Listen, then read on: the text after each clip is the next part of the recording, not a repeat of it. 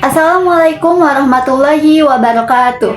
Perkenalkan, nama aku Hilwa Putra Deli dari kelas PGMI 3D dengan NIM 24810700106. Kali ini aku mau sharing tentang hasil ujian tengah semester mata kuliah kajian IPA lanjut MI/SD.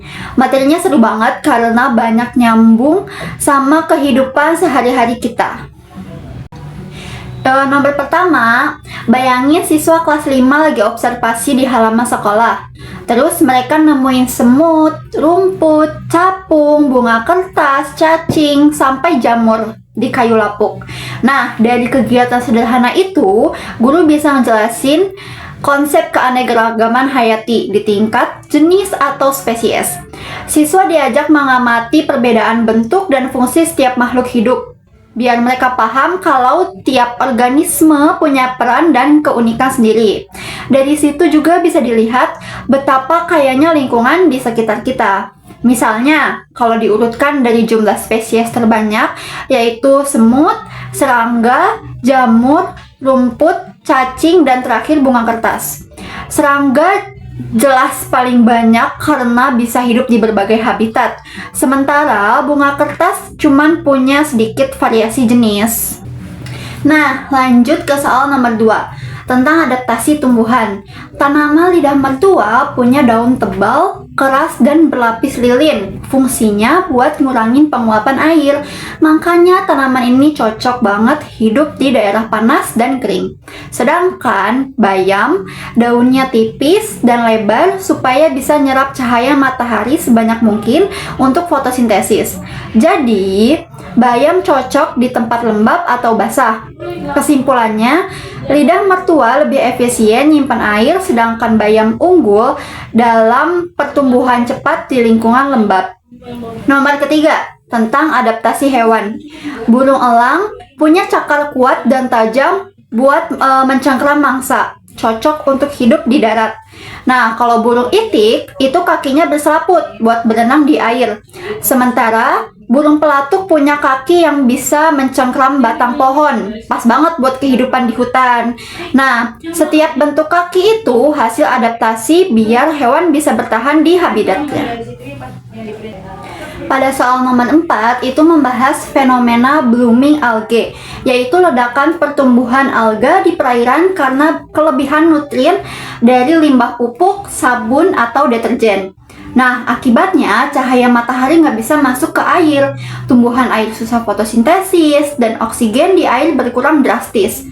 Kondisi ini bisa bikin ikan mati massal. Jadi, blooming algae ini sebenarnya tanda adanya pencemaran lingkungan, terutama dari nitrogen dan fosfat yang berlebih. Nah, selanjutnya ini soal kelima. Hutan mangrove sering diubah jadi tambak udang karena alasan ekonomi. Tapi dampaknya besar banget, kayak abrasi pantai meningkat, terus rantai makanan pesisir rusak, dan habitat hewan laut hilang. Padahal mangrove itu penting banget, dia bisa nahan gelombang, nyerap karbon, dan jadi tempat hidup banyak biota laut.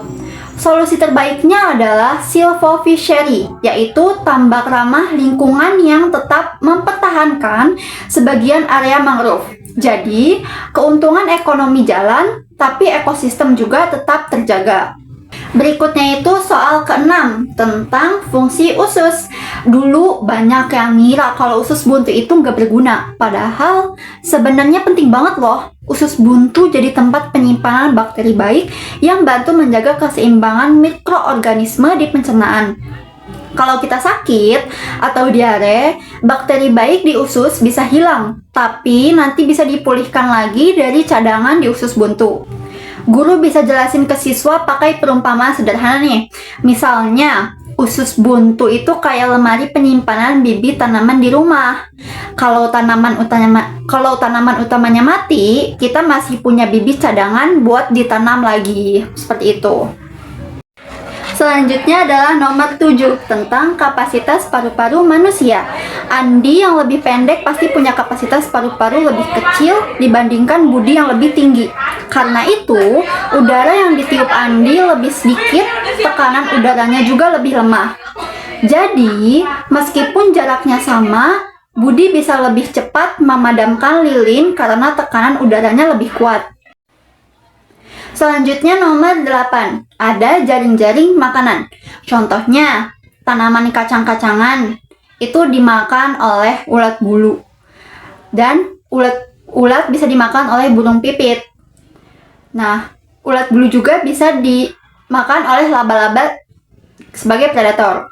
Kalau salah satu populasi berkurang, misalnya ulat bulu mati karena pestisida, rantai makanan bisa terganggu, burung pipit bisa kehilangan sumber makanan, dan keseimbangan ekosistem pun berubah. Tetapi, burung pipit itu bisa memakan tanaman kacang-kacangan. Jadi, burung pipit aman karena beliau bisa memakan tanaman kacang-kacangan. Sedangkan laba-laba, beliau tidak bisa memakan kacang-kacangan dan hanya bisa makanan seperti serangga-serangga seperti itu. Jadi yang mengalami kerusakan itu ada pada laba-laba, dan laba-laba bisa punah karena tidak memiliki makanannya gitu. Selanjutnya nomor 9 tentang sistem pencernaan sapi dan manusia. Sapi punya 4 ruang lubang dan bisa mencerna selulosa karena ada bakteri khusus di dalamnya.